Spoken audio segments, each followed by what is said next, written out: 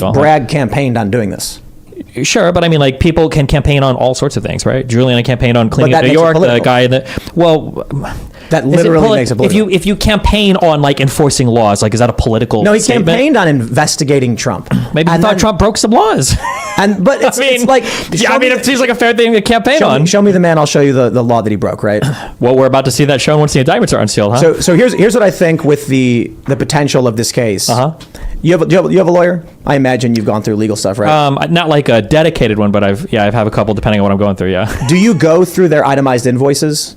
You might. I mean, I don't know if you do or not. I've never made a single payment of over $10,000 to a lawyer. So usually they send me the itemized thing, and they bill by every 15 minutes or 10 minutes or whatever. Yeah. These bills that Trump's paying are over hundreds of thousands of dollars. I think for Cohen, wasn't it like $330,000 or something at the end of the day? Yeah, something like that. And so I really doubt Trump was handed this invoice, looked at it and said, no, we can't say we paid Stormy. That's illegal. Let's falsify this record. He probably got a legal bill and was like, just pay him. I don't know, whatever.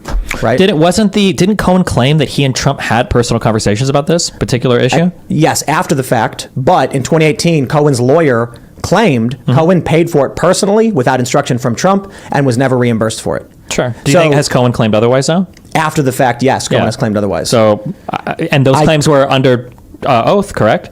Then he should be charged with perjury if that's the case. But the statements by his boss, were those statements under oath?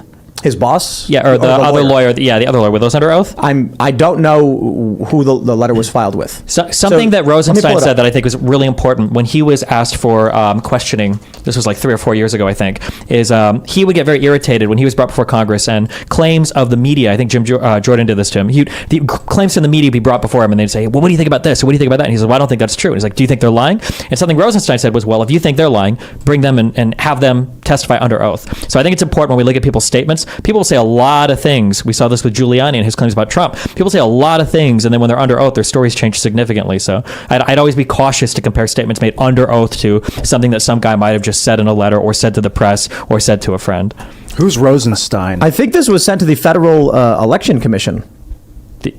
Maybe, yeah. That's what it says. Via email, Federal Election Commission, Office of Complaints Examination and Legal Administration, attention, Crystal Dennis.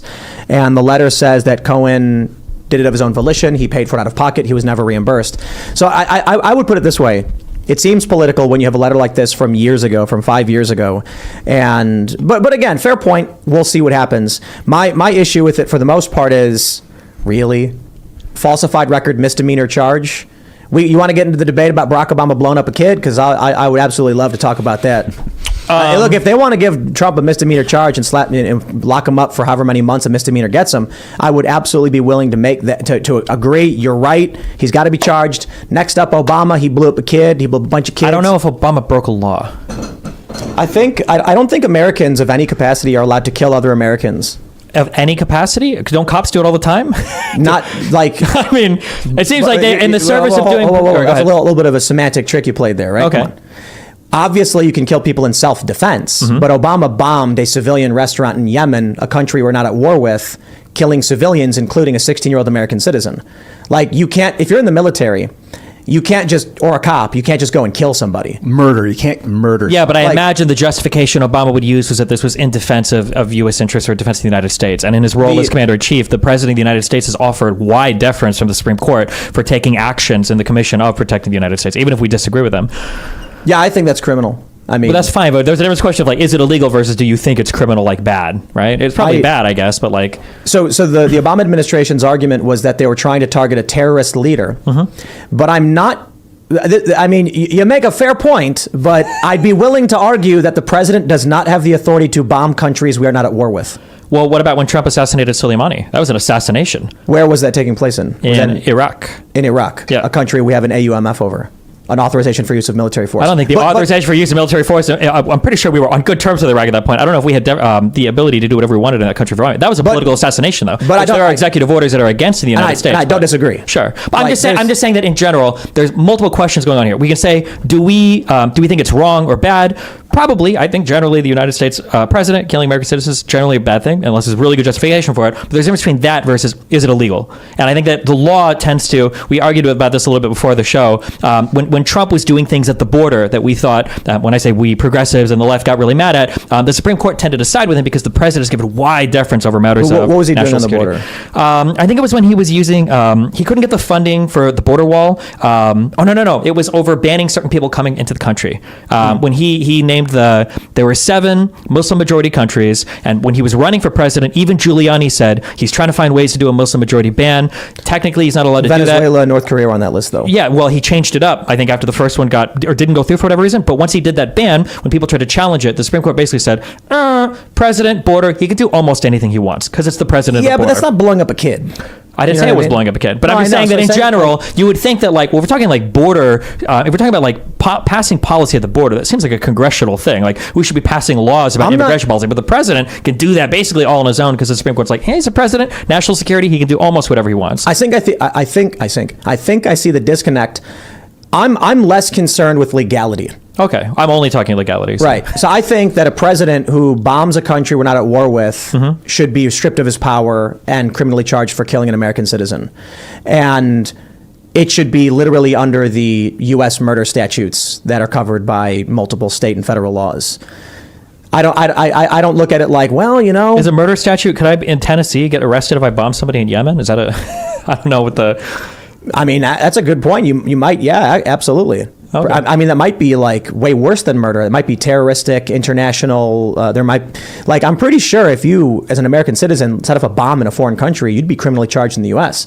Yeah, but I don't know if it'd be under state statutes, right? That sounds like some federal, international, federal. Yeah, maybe. Yeah. Julian Assange is being criminally charged in the U.S., even though he's not a U.S. citizen who didn't do anything in the United States. Kim.com, for that matter, too. I mean, the dude's never even was never this country, and they went after him. So I just think that I think it's really important that we separate conversations of what should somebody be charged with versus like what do we think is wrong. And I think both conversations are important. We could talk about like, is this wrong or is it not wrong? And there's probably a good conversation to be had there. But there's a difference between that versus like somebody needs to be charged here. Because like, well, charged with what? Is there actually a crime broken, or is it just like we're really upset about this particular thing, which is fair. Yeah, I think the Patriot Act's insane, and the National Defense Authorization Act insane. It gives them it really gives the president the authority to bomb an American citizen anywhere in the United States. It doesn't.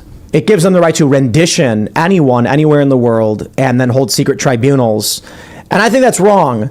And I think if we're going to just play like the question of, is it legal? Well, then there's a whole lot of really awful stuff the government's going to end up doing if we just say, well, they made it legal so they can do it. But they but this is what I always fight against, like when it comes to like BLM and everything too. It's important to change the laws. If we want people to be held accountable, we have to change the laws to reflect what we think our moral will is so that we can actually get people to be held accountable. Because otherwise you just get a bunch of people that are like, this is wrong, do something. It's like, okay, well, I don't know what you want us to do. Like, it's not illegal. Like, we can't do anything about it, you know? If we changed the law and it made it illegal to bomb kids in Yemen, then we wouldn't be able to charge people that were doing it while it was legal, because it was legal when they did it. Yeah, probably. But I mean, do we want to make it so that when we change laws, we can retroactively? No, right? I don't. Anyway, like I don't think we're ever officially at war with Syria, right? No. But Trump bombed the airport. Is that like? But again, he's the president. It's our military. Like, I guess the other question is, in talking about Abdulrahman al-Awlaki, he wasn't the intended target. The intended target was somebody else. And he had just a few weeks prior killed Anwar al-Awlaki, Abdulrahman's dad.